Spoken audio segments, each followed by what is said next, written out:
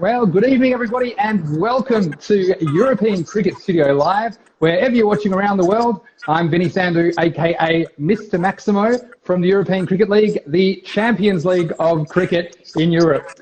Now, we hope you've been enjoying the European Cricket Studios so far, coming to you 4 times a week in April on Instagram Live, European Cricket, every Monday through Thursday at the same time, this time each day, 5 p.m. in Central Europe. Well, as you might know by now, Tuesday night is our Maximo show, where I interview a personality from the cricket world, and we're very excited to have a serious cricketer on the show tonight. Now, if you do have any questions for our guest, then we'd love for you to drop them to us at European Cricket on Twitter or Instagram with the hashtag ECStudio, or you can just message them to me at Mr. Maximo. Now, don't forget, we'll be back for our interactive hour-long Maximo chat show on Thursday this week at the same time, where we'll be getting to as many of those questions as possible. And as we saw last week, it can be a lot of fun to get to know our guests a little bit better, really see what makes them tick. So don't forget to join us again on Thursday night at the same time, this time, because that's your chance to grab the steering wheel and take the conversation anywhere you'd like to go. So my guest this week, he's a former teammate of mine, actually, and I've watched his cricketing journey from a lanky teenager moving across the country to sleep on a couch all the way to the Australian cricket team. He's actually played 18 times in the green and gold. He boasts a first-class bowling average under 24 and has represented the Perth Scorchers, Mumbai Indians and the Sussex Sharks in various T20 competitions all around the planet. Please welcome to the show, Jason Behrendorff. Hey Vinny, how are you, mate? I'm very well. How are you, Jason? Nice to see you tonight. Yeah, likewise. I'm going very well, thanks. Well, as you might know, it's quite late in Australia right now. It's 11 o'clock where we're living, but I'm sure a lot of our viewers in Europe and all around the world are really excited to see you on the Maximo show. So welcome. Thank you. Yeah, it's exciting to be here. As you said, it's a little bit past my bedtime, but you do what you can and you stay up, and I'm really excited to be here, Vinny.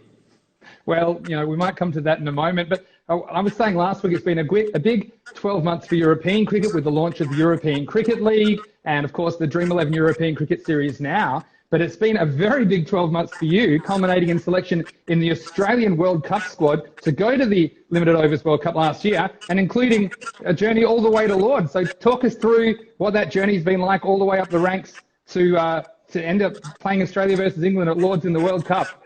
Yeah, well, it's been obviously a dream of mine to be playing cricket for Australia and to play in a 50-over World Cup as well. Is something that, as a kid, you emulate in the backyard and you think one day, hopefully, I'll be able to do that. And it started to come true. I started playing some one-day cricket for Australia earlier in that year.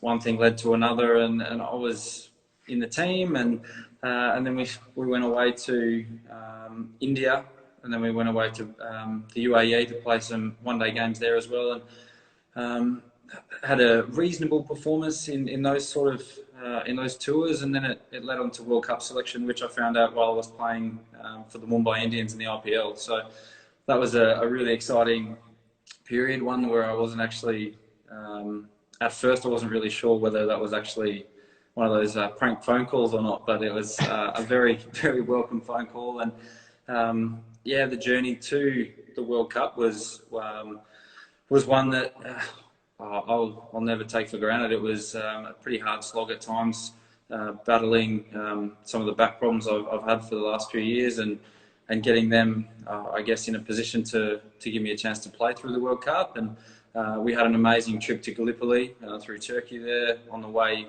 to England.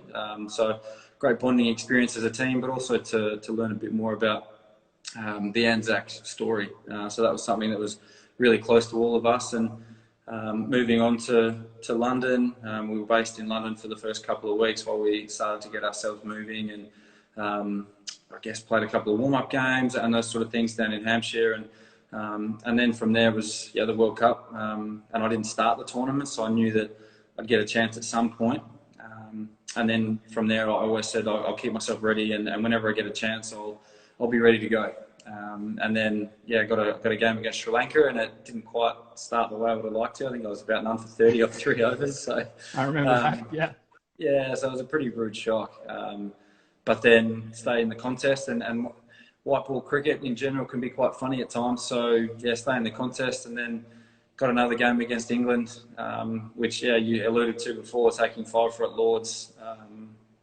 If you told me I'd do that, then geez, that'd be something that you'd take every day of the week. So I was really fortunate to do that, and to play a few more games throughout the World Cup as well was really special. And obviously everyone knows where we ended up. We lost in the semi-final to England, unfortunately, and that's the way it ended up on that given day. They were too good for us, but it was a surreal experience, and one that I'm so grateful to have had. It's very exciting journey for you, and I love watching you all the way along. I do remember when we played together, I think you were still a teenager, you come all the way across the country, and just to see you progress up the ranks. And I still remember you taking a wicket with your first ball in list day cricket. I think it was in Bunbury. Now, if you're in Australia, you'll know that that's probably not the most glamorous place to play cricket, but hello to any Bunbury viewers. I remember you taking, I think it was Mark Cosgrove, you got out with the first ball of your list day career, and we're all so proud as a bunch of you. So that was great. But I actually know, Jason, with a name like Behrendorff, you actually, I think, have some European heritage. And I know that you watched a bit of the European Cricket League last year. So tell me who you supported, and tell me what you thought of the European Cricket League and European cricket in general. What do you think about it? Yeah, it's an absolutely fantastic competition. One that I was flicking through at the time. I wasn't sure when the competition had started. I knew you headed over to do the commentary. So I knew in the back of my mind it was on at some point, and flicking through the channels on the TV, it popped up, and I was having a bit of a watch, and next thing I know, I hear this Maximo, and it's one of the, I think the telltale signs of the competition now. Everyone knows Mr. Maximo, so it was very exciting to have a watch. Some of the cricket was outstanding, and I think going forward, it's something, cricket needs to be played everywhere throughout the world, and that's something that I'm really excited to see. I know that you had Pavel on the show last week, so what a story that is coming out of the European Cricket League. He's now a worldwide superstar. What do they call him, Mr. Worldwide or something now? But I think he's everything. Yeah, exactly right. So it's such a great competition. It looks like everyone has so much fun over there. I'm pretty sure one of the guys that came and played at our club, Subiaco Floreat, this year in Perth, I think his team from Scotland are in it. Well, we're going to be in it until obviously everything that's going on at the moment with Scott Corona. Cameron, yep, that's right. Scott Cameron, I know he played as a clubmate of yours at Subiaco last year. So I know he was disappointed, but fingers crossed we'll see him there in a year's time. Yeah, exactly. So and I knew he was really looking forward to it. And as a bit of the footage is being shown now, it just looks fantastic. Everyone's having a lot of fun. You see their stumps flying, big sixes. You love stumps flying.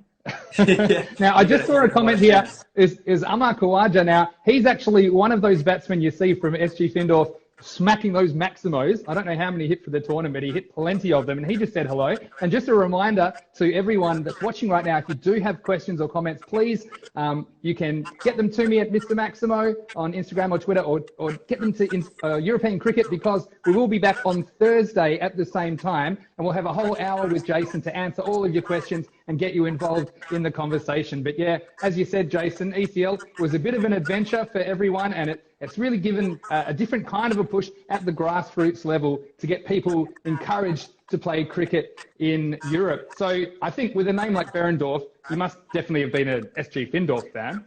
100% SG Findorff.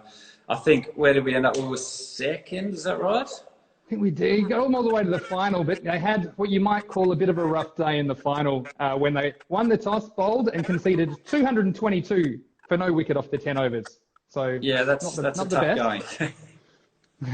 But I mean, as a bowler, and I'd be interested to get your advice to some of the bowlers in this format, when you just seem to be going like everywhere, and you're flying out, the balls are flying out of the ground, you're bowling on a small ground in conditions that aren't, let's say, bowler friendly. What do you try and do to try and peg things back? Because I think that's something the bowlers would be very interested to hear that are potentially playing European Cricket League this year. Yeah, so it's something that, as a bowler, we know that in the shortest formats of the game, the guys are coming after you. So the biggest thing that you can do is have a plan.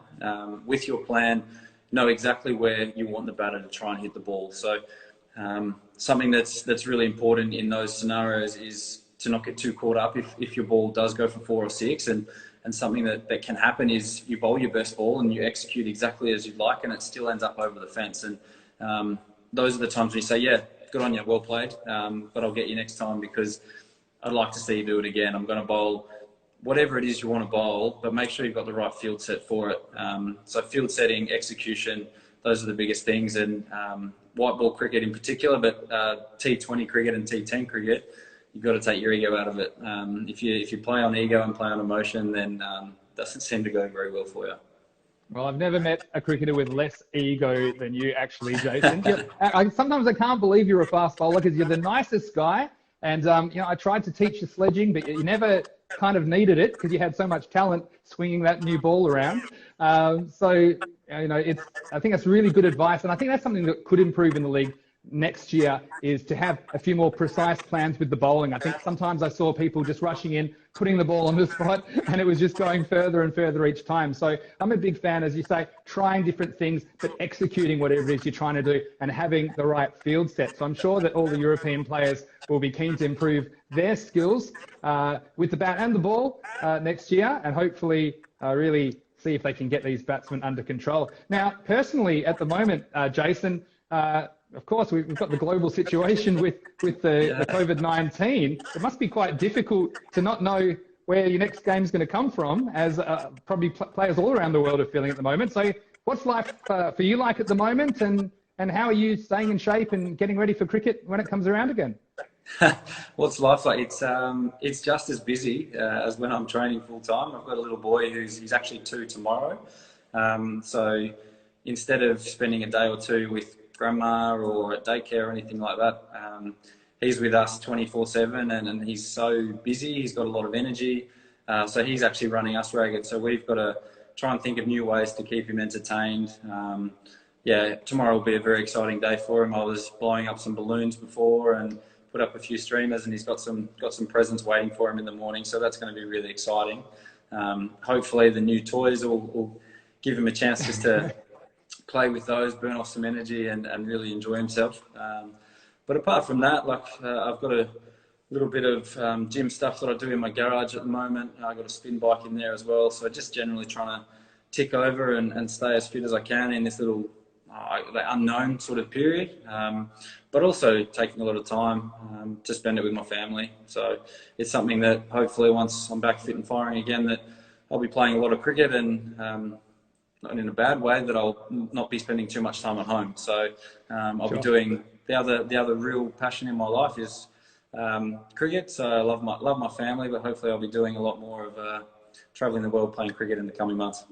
Yeah, I guess, as you say, that's the silver lining for so many people that at the moment, to be able to spend that time with family. I know you miss out a lot when you're playing cricket all around the world. So I'm sure you're really enjoying this time with Harrison and your lovely wife, Javelle. And we certainly wish Harrison happy birthday tomorrow. And I happen to know, because our birthdays are quite close together, that you have a birthday coming up next week. Would you like to reveal what age you'll be turning? Quite the milestone. Yeah, it is. It's quite a milestone. So I'm turning 30 on Monday. So it's something that I've got a few mates who are 30 now. Yourself, just over 30. So yeah, what sort of advice do you take? What can you give me for turning 30?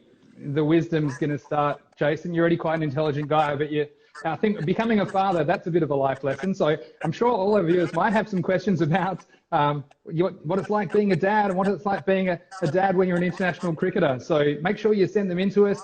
We want to hear all about them. We want to get you involved in the show on Thursday and get Jason to answer your questions directly. Now, we've just got a few minutes left, Jason, but I do actually follow your wife's fantastic Instagram, which is styled by Javelle. And I often see these videos, and I wonder if you've gone from taking 5 wickets at Lords to holding the camera, because some of them are really good. So I just want to bring some of this up. Now, this is Javelle, 3 ways to tuck in a men's shirt. Now, my question is this your shirt, Jason? And if so, how and why? What's going on here? No, so that one's one of her shirts. It's more of an oversized, I guess it is a men's shirt. Maybe that's where she bought it from, the section in the store. I'm not sure. But long story short is I do some of the filming. Since Javelle's really started to get a bit more of an online presence, and she's been doing a lot more marketing, I guess, online with all her different social medias. Like we both joined TikTok now. So it's one of those things you potentially have to do. But no, so we're filming some videos. I'm holding the camera some of the time. Javel's also got what I'm actually using tonight, so I've got my hands free. Tripod with a nice big halo light, so again it puts a little bit extra light on your face so you can see what's going on and everyone can see you and all that sort of stuff. So these are the things that I'm slowly learning about, but Javel's absolutely all over it. Well, you look $1 million, and yeah, if you want to follow that, it's App Style by Javel. Highly recommend it. Some people have mentioned I could perhaps use some of Juve's style tips, but I'll leave that for everyone else to decide. But I found it quite practical and useful. So if you follow App Style by Javel, I highly recommend it. Now, I've got one more picture put up, and as I said, we're going to go into a bit more detail on Thursday, and you can ask questions. They can be about cricket, not about cricket, whatever. Now, sometimes we do go out and have dinner. So if I was to show you this, what is something that immediately comes to mind? And you're not scared of the ball, but is this something that strikes fear in your heart? Yeah, chilies aren't my strong point. I used to not be able to have any spice in my food. I was a very plain Jane sort of eater. But now I can get to sort of a mild or a medium. Anything too much more than that sort of starts to blow me away. But I know that you love your spicy food, Vin, and you've always been trying to get me to have the extra hot sauce and a few extra chilies in my food. I do, and I dare you. And to be fair, you're quite brave, because a couple of times I've said, can't eat this chili, it's not that hot, and I've seen you sweat bullets. So it's definitely something that we do. So yeah, anything you'd like to know about Jason and what he likes, I'd be curious to hear what you think about Indian food, having gone there, and your experiences in India and around the world. So we might come to that next time. But Jason, for today, we might leave it there. And I just want to thank you again for being my guest on the Maximo Show. And I will look forward to seeing you on Thursday to answer all the viewer questions. No worries, Vinny. Thanks very much. And yeah, tune in on Thursday. We'll go through a few of the questions. Yeah, absolutely. Thanks very much, Jason Behrendorff. And we'll see you on Thursday. And just for the viewers here, to let you know what is going on, don't forget, make sure you visit our website, www.ecn.cricket.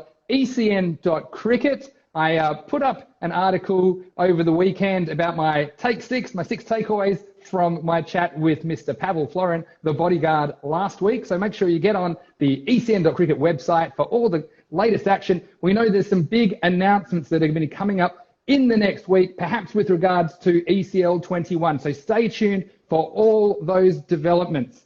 And coming up in the next couple of days, don't forget we've got Wednesday and Thursday shows to go this week, 5 p.m. Central European time every day. You've got 4 shows a week, Monday to Thursday on European Cricket Studio Live. We've got our hour-long interactive chats. Now, these are all about you, and we want to know what you think and what you want to ask our special guests. So tomorrow, Michael McCann will have This Is McChat with Corey Rutgers, and on Thursday, it will be Maximo Chat. We're going to have Jason Behrendorff back, and that is your chance to ask Jason what you think about cricket and to ask him anything you like at all. So on behalf of us at the European Cricket Studio, thanks very much for watching, and we'll see you again soon. And don't forget to follow us at European Cricket if you don't already. And of course, I'm Mr. Maximo. So until next time, keep hitting them high and handsome. Bye for now.